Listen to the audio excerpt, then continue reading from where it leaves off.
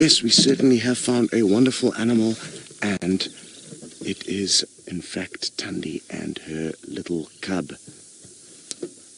I clearly wasn't listening to the directions very well yesterday evening, because I was way off. But thankfully, we've managed to work out where she is. There's Mom over there. She seems like she's in a bit of a snarly mood this morning, which is strange. But just like us humans, the wild animals also are allowed to have their own personalities and mood swings. There's the cute little cubby. Now what's interesting is that as we drove past this area that we're in now, Dave got a glimpse of something that he thought was a leopard running away. So who knows, maybe it was a hyena, a serval, or possibly a leopard like he thought, but we'll definitely be keeping a close eye out for any other predators in this area. And the reason why there could be other predators into the area is because of that little thing dangling out of the tree over there. There is a duiker, and what's really interesting is that the duiker was not the only kill that was left up in this tree yesterday evening. This female leopard had a very successful run, and apparently she also had a waterbuck up the tree. I can't see the waterbuck, so maybe they finished that, and maybe that was the first animal that she caught, and therefore the first animal that they finished eating. Now, I'm not sure yesterday if Steve, who was here in this sighting with a lot of you guys, managed to actually see the cub up the tree. It would be absolutely wonderful to see this cub climbing up the tree and snacking on the duiker. Well, you didn't see the cub up the tree yesterday, but you could well see that today. We're not going to be going anywhere, and we've seen the cub climbing some kind of smaller scraggly bushes, but never a big tree like this marula tree that the duiker is hoisted up into. I've actually never seen the cub chew on anything. Ooh, it looks like we're in luck. Mom's got up, and she could well ascend the tree and start snacking, and who knows, maybe the cub will follow. It could just be that she wants to reposition ever so slightly, yeah, and plonk herself down right behind a bush where we can't see her. All good though. What? Oh no, and the cub came bounding up to her there. That would have been wonderful to see. But it's all behind bushes, so let's reposition. And while we reposition, I'm going to ask you kindly to send through some questions, because I'm told not many are coming through, and therefore it makes it difficult to chat with you. If you do not communicate with us, we cannot communicate with you.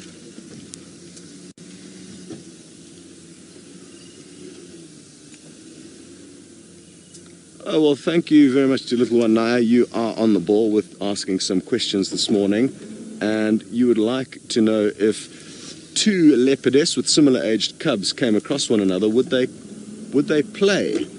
Or would the cubs play?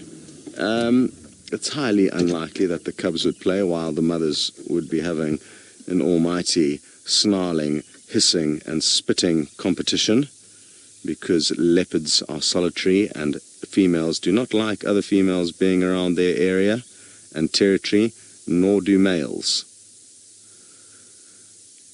So, well, Mom may be in a temperamental mood, but this cub is extremely playful this morning. Watch it go. It's bounding about, climbing up trees, letting itself fall down, swinging about. Not too sure exactly what it's chasing. Oh, well, now it was Mom's tail.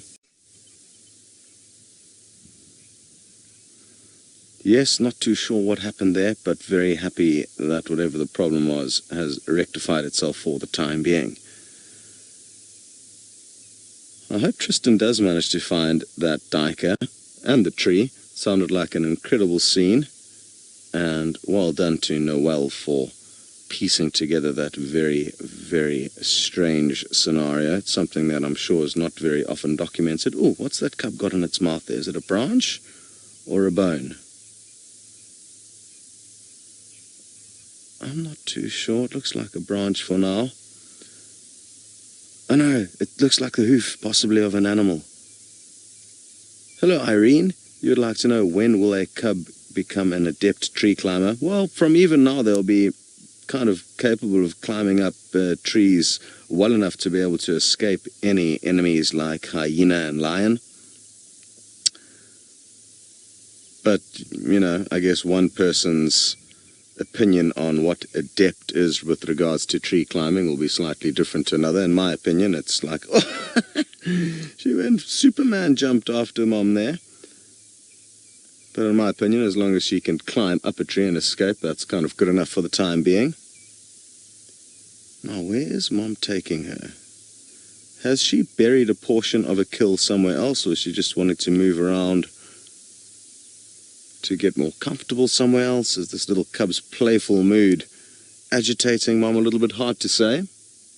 Now, I must come clean. I made an error in saying that it was a duiker that was up the tree. It was in fact a waterbuck.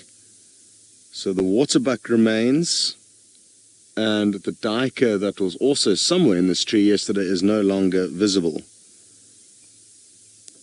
And I'm not even sure if this waterbuck has been fed on yet. It could almost be an entire carcass, but leopards will usually start feeding on the rear end of a carcass first, and that is the one part of the carcass that we cannot see. And I'm told she was kind of slightly nibbling on it yesterday, so possibly, like I said, she would have started at the rear. You would have also noticed the few little patches of that waterbuck's fur were missing. So she's been trying to remove that. Okay, let's try and reposition, because we no longer have a view of the leopards.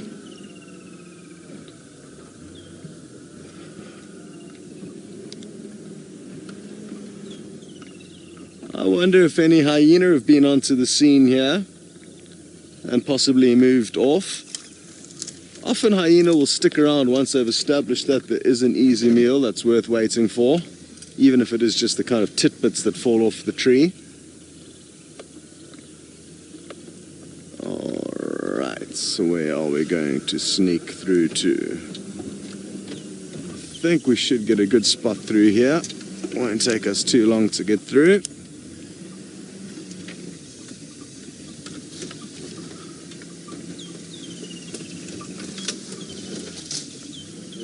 Thanks, Darby.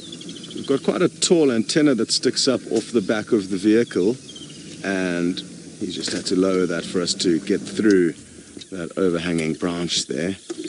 We're going to get some wonderful, wonderful views now.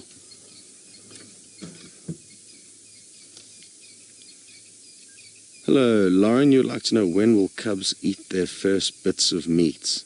And it all depends on the individual. I think this cub was exposed to meat slightly younger than normal because her mother acted quite strangely in that she took kills back to the den sites, probably from as early as a month ago. So ordinarily what leopards will do is they'll move their cub, like now, 2 kills that they've made, not the other way around. And the reason for that is when cubs are still staying at their den sites, they usually don't have the required skills to be able to escape and climb up trees and get away from any threats, whereas now it is big enough to do that. So it could have kind of eaten its first meat as young as 2 months, but ordinarily, as far as the textbooks go, which I must say are often wrong, because animals are all slightly different, it's supposed to be in and around 3 months of age that I still haven't seen it chewing on anything. I think Steve is possibly the only person who has been lucky enough to see it nibbling on something, and it was nibbling on some bacon about a week ago. Isn't it incredible how well these guys camouflage? Until Dave's... We were going to send you up to Kenya, but I think it would be worth hanging around for a little bit longer, because I'm guessing she could well go up. Actually thinking of, we've got a bit of time actually. She stopped thankfully, so I want to try and get into a prime position. We weren't in the best spot there. Quickly. It's tricky being in a rush but having to drive slowly.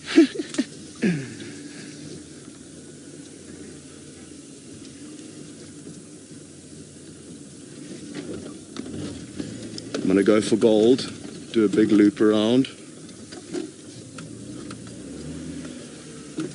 Just not picking the best routes.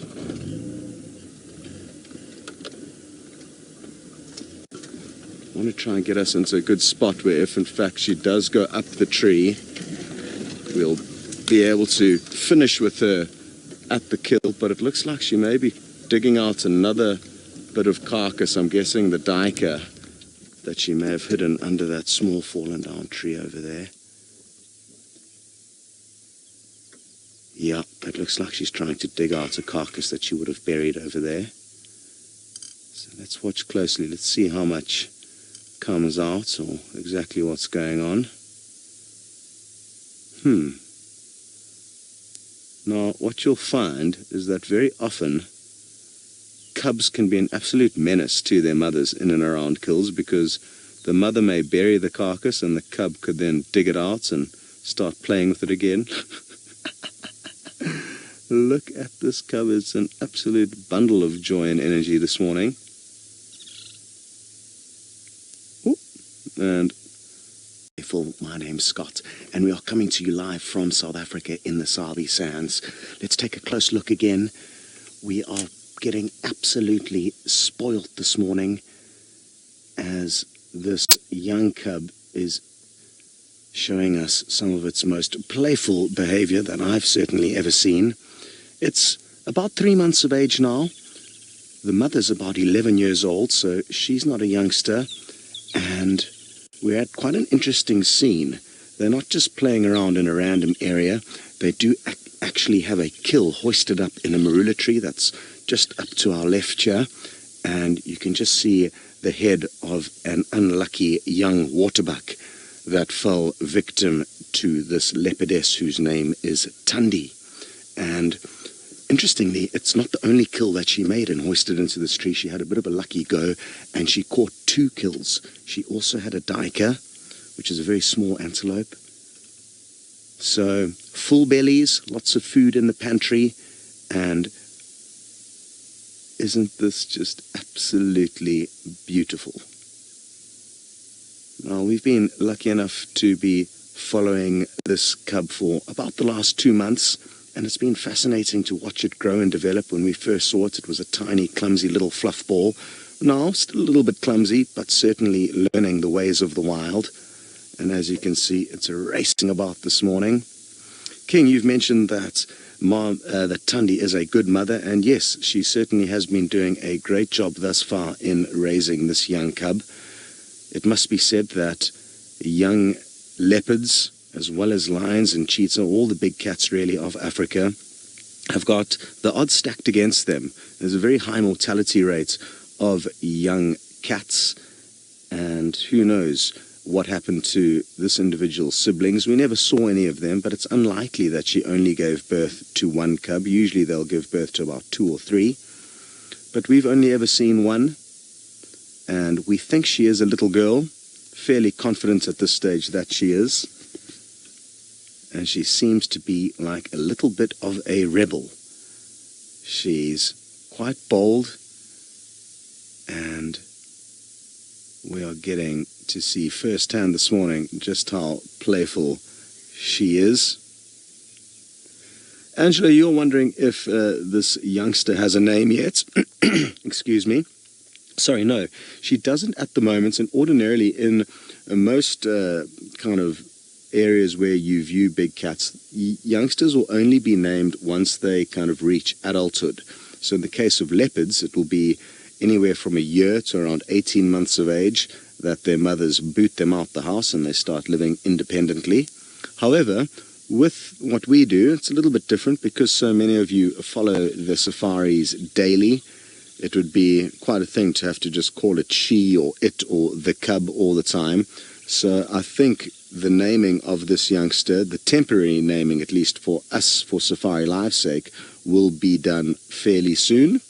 We're just going to get some names from some suggestions from the guides of this property here on Djuma Private Game Reserve. And as soon as they've put together 2 or 3 names, we will put that out to you guys, the viewers, to decide which one you like the most. And I think, considering how playful this little girl is, I think it would be useful to have something to do with that as one of the name options. But we will be updating you guys shortly as to what exactly the plan is for naming her. What I'm hoping for, and something that I've yet to see, is this little cub chewing on a carcass. At about, this age, at around 3 months of age, she will, and other leopard cubs would also start eating meat. So they will be aiding not drinking too much mother's milk and starting to alleviate that with a bit of meat. There has been one sighting of her chewing on a warthog about a week ago, but we also haven't seen her climb high up into any trees yet. She's climbed up a few small kind of scraggly trees, and we'll be sure to keep you guys updated if anything exciting does happen here, if the mom and this cub do head up the tree. But for those of you who just joined us temporarily, well, good luck, Jamil, on your quest for the cheetah. Now, interestingly, Thandi has managed to pull out about half of a duiker that she had buried in a grassy thicket, and she's just moved it to another thicket. It's quite strange behavior, and quite often what animals do doesn't really make sense to us as humans. I'm not too sure exactly what her plans are, whether she's going to want to feed on the carcass or she's just wanting to stash it somewhere else.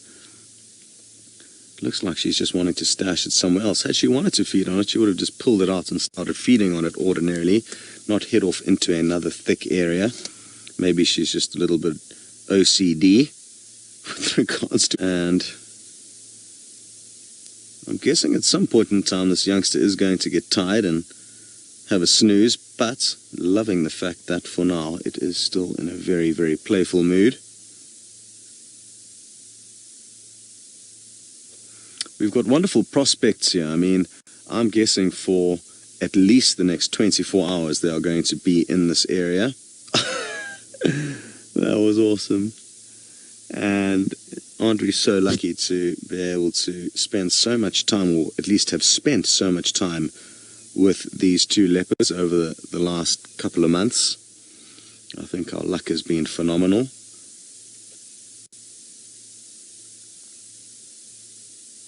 And at least for the next 24 hours, our luck will continue.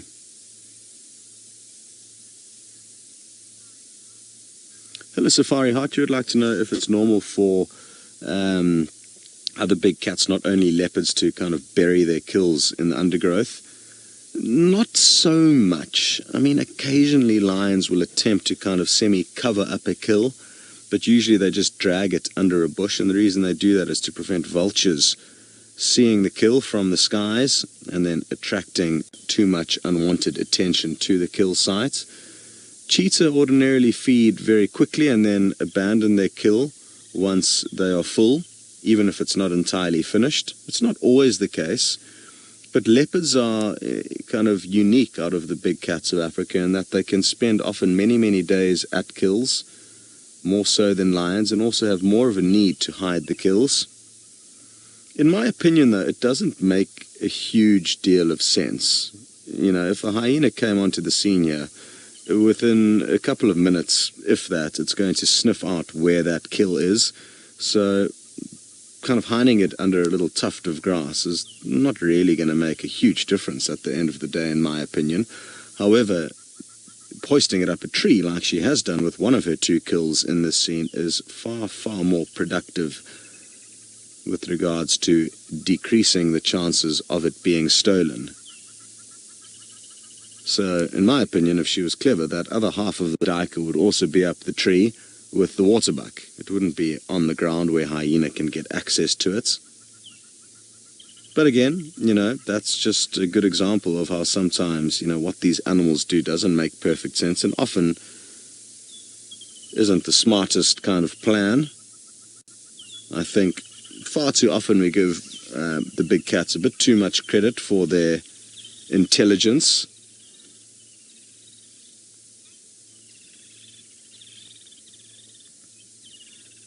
Guide Monkey, you'd like to know if the spot patterns of leopards are similar between a mother and the cub. No, not necessarily.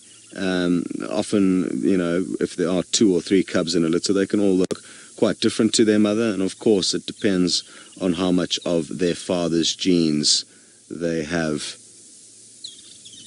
gathered along the way. We're getting a few little spots of rain, interestingly. I don't think it's anything too serious, but just to keep you updated on the weather. Loving this cool, cloudy morning after yesterday's really hot day. We were up into the 100 degrees Fahrenheit yesterday before we had a small storm that rolled in. Sadly, it didn't provide us with much rain. And hopefully the clouds that we have around today will bring a bit more of a subsistent downpour, or not a subsistent, a decent downpour for us, because it is very, very dry here at the moment. Good. We're going to stay put and send you across to Tristan, who is still patrolling on foot. We all. And like I said, thankfully, this is not going to be a short-lived sighting. I think this spot with mother and cub is going to continue to provide us with some magical moments for at least the next 24 hours. There's plenty of meat stashed up in a marula tree nearby. They've still got half a duiker to deal with and almost an entire young waterbuck. So plenty of food. The major risk would be if lions came onto the scene, because the marula tree that this kill is in, right over here, is quite easy for lions to climb. There's the waterbuck over there. And I guess other leopard, if a male leopard came onto the scene, even the father of this little cub, who's presumed to be a dominant male called Tingana, if he came onto the scene, he would gobble up all the food quite quickly. If another unknown male came onto the scene, it's not only the food that he may gobble up, but also the cub. Of course, we would hate for that to happen, but it is a reality. But provided there's no intruders that come in and ruin this mother's plans, they are in a very, very good situation here.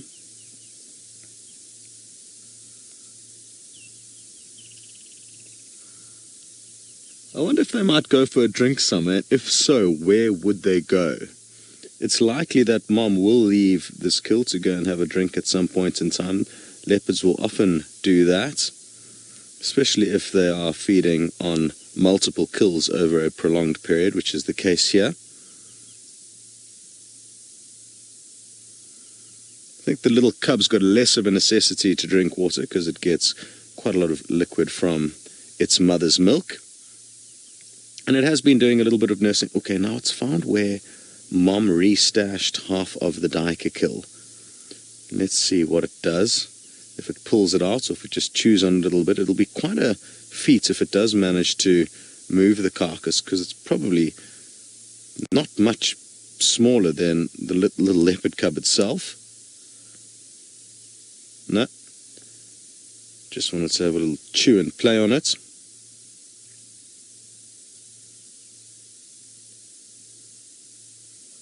One thing that I'm also very, very happy about is the state at which, the rate at which this little cub is being habituated to us in the vehicles. Oh, standing on Mom's head. And she's very, very relaxed with our presence, which is exactly how we want it to be. Because if these cubs are not habituated to the vehicles from a young age, they can turn out to be a little bit of a nightmare with regards to being quite nervous and shy of vehicles as they grow up. And a leopard that doesn't want to be seen becomes like a ghost and can become hugely frustrating for us, because, of course, we want to spend as much time viewing them as possible. Ah, slowly. You can't hiss us. We've done nothing wrong. Just because the cub's giving you a bit of a tough morning, being very playful, doesn't mean you can snarl at us, Thandi. That is not fair. Gillian, you've mentioned that you would love to see this cub eating, and me too. I could think of nothing better than seeing this cub up a marula tree, wrestling a kill, and it's definitely going to provide its mother with lots of hard times going forwards at kill sites. Cubs are notorious for playing with their food and dropping kills down from trees, and very often there are hyena lurking below, very nearby, and as soon as they hear the thud of a kill hitting the earth, it's a race between the mother leopard and the hyena to see who can get to the carcass first, and then sometimes the hyena get lucky and get to run off with the carcass. Other times the leopardess will, just in the nick of time, get down to the kill and manage to re-hoist it up the tree. I remember seeing a sighting many years ago of a cub repeatedly dropping a kill out of a tree. It happened like 3 times in a row, and each time the mother had to hustle to get the kill away from the hyena. Oh, well, we've got some wonderful, wonderful news. Good morning, Kiri. We are told that you are new to Safari Life and that you are absolutely loving it. If you've just started watching today, you couldn't have chosen a better morning to join us. We've been spoilt with some incredible action thus far, and Thandi and this little cub are the absolute business, don't you think?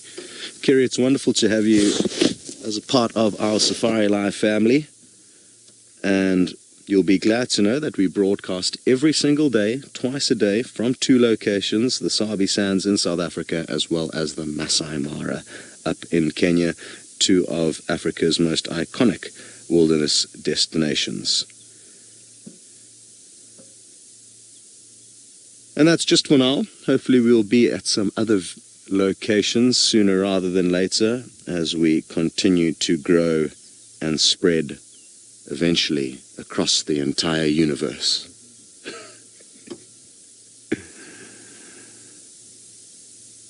Now, we've seen a lot of wonderful playful action this morning. We've seen Mom up and down moving around, but we haven't seen any feeding yet, and I'm feeling confident that Mom is going to get hungry at some point in time, and who knows, maybe when she climbs up the tree and starts feeding, the cub will follow her. So that's what I'm looking forward to. I've just had a quick look at the time, and we've still got plenty of time for that to happen. Good stuff. Well, as we stay put at this wonderful scene, we are going to send you across to Tristan, who is on the search for anything, great or small. And for all the spotted cats today, Thandi, as you can see, has made her way up into this marula tree, and she had a brief sniff of the waterbuck carcass, and I'm guessing she's going to move around, and she's calling very softly. I'm not too sure where the cub is at this stage, but she's definitely trying to call it, and maybe she's wanting it to practice its tree climbing skills. Where is the little bubba gone? Not too sure at this stage, but she certainly was calling it. You may have seen her mouth moving. I doubt you would have picked up the audio. It sounds something a little bit like this. Oh, oh. And it's just a very soft kind of a grunting call that a leopardess will use to call her cubs. Well, she kind of ambushed us. We weren't expecting her to go up the tree when she did, so we are parked quite close to her, and we're almost shooting directly up from almost below her, which I guess you kind of get an idea of from the picture. So we may reposition a little bit later, but for now this is great. Joe, you would like to know, would a mother leopard defend its cub from any possible threats? Yes, she certainly would. To what level and to how much she is going to risk defending a cub will all depend on the individual leopard and, I guess, the attack that could be happening. Sometimes it just would make absolutely no sense for a leopard to stand up against any threats. Let's say a pride of lion, for example, come in. There's no ways that it would make sense for a leopardess to stand up against them. Okay, now as you can see, the cub is here, and it's calling its mom. You can see it just opening its mouth there. Ow! That was me, just to not confuse you. And who knows, maybe it's going to start feeling a little bit left out, and it may just try and climb this tree. Come on, you little rebel. I know you've got it in you. We've seen you climb a tree not long ago. So why don't you show everyone how big and strong you are? It will be so cool if it does climb up this tree. It's not going to be as easy as Mom made it out to be. I just hope she doesn't climb up on the wrong side of the tree. There is a risk of that happening. And I won't try and reposition the vehicle if in fact we are in the wrong spot. If she does climb up the same way Mom did, we're in trouble because it was directly on the opposite side of the street to where we are.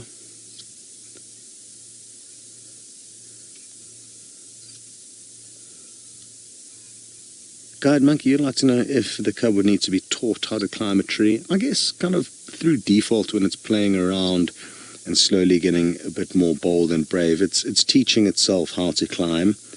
So I don't think it's necessarily that, Mom is actually teaching her. It's just a natural progression. As the cub becomes more bold and playful, it kind of pushes its own boundaries. It's been playing around a lot in these kind of smaller fallen down trees this morning, and all of this playful action that we're seeing, even it's bounding about now and just climbing on this little stump rather, is useful practice for it.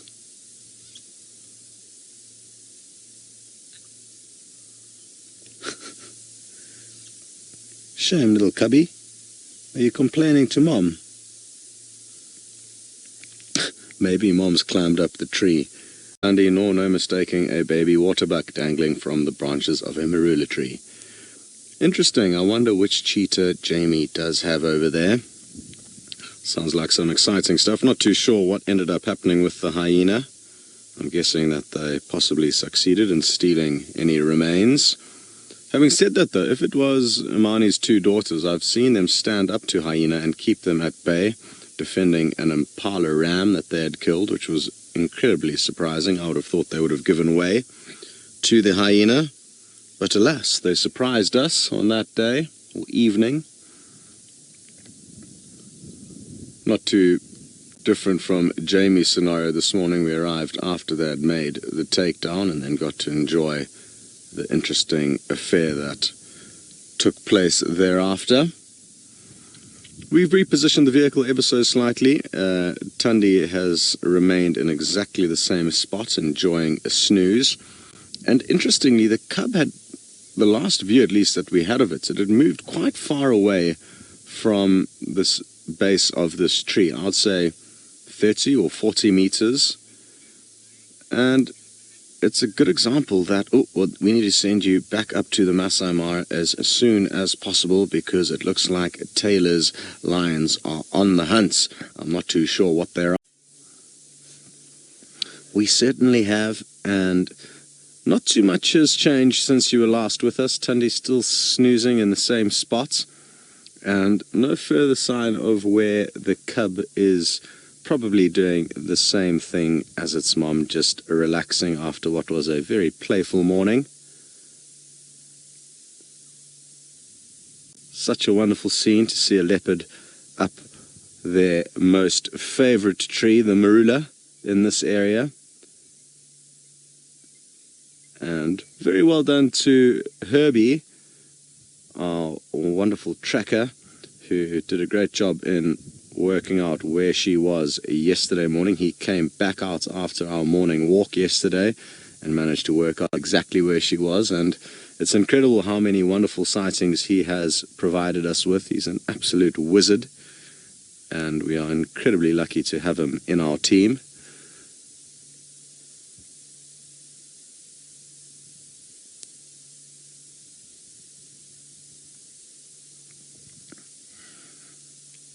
I'm wondering, it may even, I hazarded a guess that they'll be here for at least 24 hours. It may even be longer than that they stay put in the spot. And let's hope that she heads further into Djuma once these kills are finished, because she is quite close to our eastern boundary, Whereas if she crosses over there, then we're not going to be able to follow her movements. Kathy, you'd like to know, why is it that leopard have got longer whiskers than lions? And I guess it could have something to do with balancing. Whiskers do assist the cats with balance, and because leopards are more prone for climbing and more agile than lions, maybe that is the reason why. What's interesting is that very often it depends on the kind of shot and the lighting, which will help us to establish that leopards in fact do have longer whiskers than lions. It's not always that easy to notice. But that would be my guess, Kathy.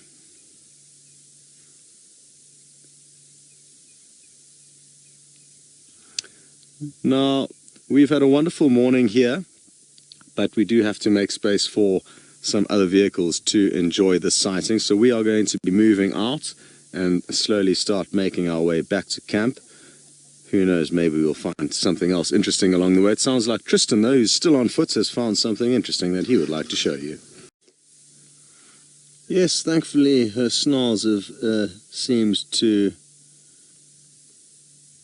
reduce over the morning, and I seriously think that there's a correlation between her cub giving her a hard time and her taking out her frustrations on us. But she seems to have relaxed and a lot less snarly now that the cub has moved off and is taking a snooze somewhere. As you can tell, we didn't have to leave the sighting. Luckily, a spot opened up for us, so incredibly lucky that we've had the entire morning with this leopardess, the large majority of which her cub was very playful, and who knows, maybe before the end of the drive the cub will come out and grace us with its presence again. Now, you did see she just had a nice big yawn, and it may just be a once-off, or she may yawn once or twice more and get up and move. Or she may not yawn and just move immediately. Now, what are your plans? Are you going to have your breakfast now? Or are you merely trying to get more comfortable? Now, I'm guessing that she came up this tree specifically to get away from her cub's playful mood and playful antics, so that she could have some time to rest and relax. It's usually far more comfortable down on the ground as opposed to up on the limbs of the tree, and especially on a cool day like this. I don't think she would have been trying to get the cool breeze up in this marula tree, which is often the case on hot summer days. Rather than lying on the thick blanket-like grass, they will get up into the trees where they will naturally be a little bit cooler, possibly not as comfortable, but definitely cooler.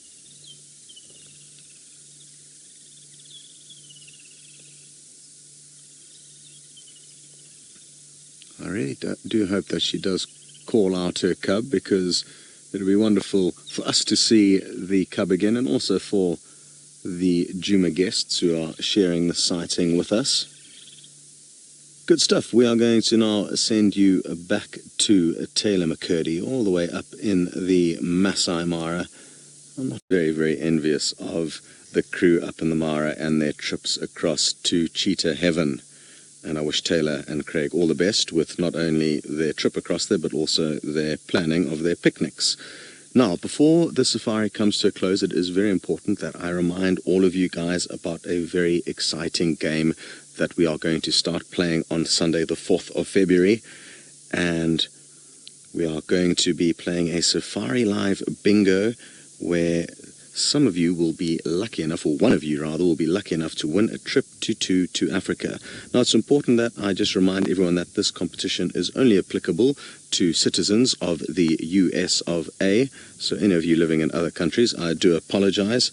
And for any Americans who would like a little bit more regarding the rules and regulations for the Safari Live bingo, please go check out natgeo.com/Safari Live, and you will find all the info there you need to start preparing yourself for that exciting game. Well, what a morning it's been. I feel hugely privileged to have been able to spend the morning with you guys and Thandi and her cub. As I'm sure a lot of you will agree, we had an incredible sighting this morning of that young, playful and slightly rebellious cub. I'm not sure who will be heading back here this afternoon, but be sure to know that there's a strong likelihood that this leopard and her cub will still be out and about. Well done to all of you guys for joining in and sending through your questions, as well as to all of the Safari Live crew involved in this morning's safari. We will see you all next time.